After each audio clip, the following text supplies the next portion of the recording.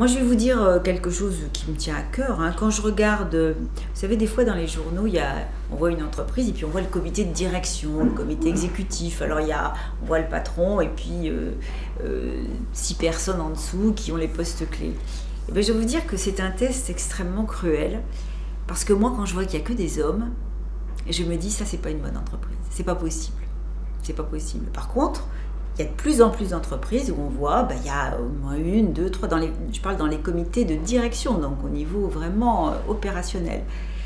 Donc, moi personnellement, je trouve que c'est une bonne chose. Alors c'est vrai, on peut se dire, les femmes qui ont fait des études se disent, mais finalement, c'est sur ma valeur, pourquoi les quotas, etc. Moi, je dis qu'il ne faut pas avoir un orgueil mal placé. Je pense qu'il faut faire ce qui est efficace.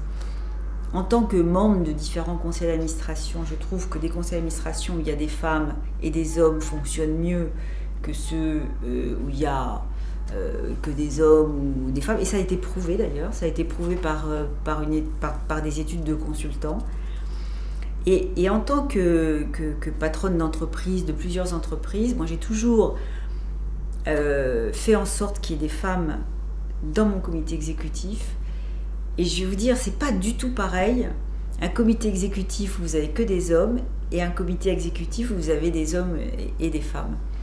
Je trouve que quand il y a des femmes dans un comité exécutif, les sujets sont mis plus directement sur la table. C'est-à-dire que, contrairement à ce qu'on dit souvent, que les femmes sont plus manipulatrices, etc., en fait, moi je trouve que dans l'entreprise, en particulier quand elles arrivent à ces postes de direction, elles sont peut-être un peu plus brutales, un peu plus directes, et que du coup, les sujets sont mis sur la table. C'est une expérience personnelle, donc moi j'y suis extrêmement favorable. Maintenant, ce que je veux dire aussi, c'est que il ne faut pas croire que c'est facile, et pour arriver à ce niveau-là, il faut vraiment le vouloir, sans donner les moyens, et il y a des gros sacrifices, donc il faut vraiment vouloir le faire.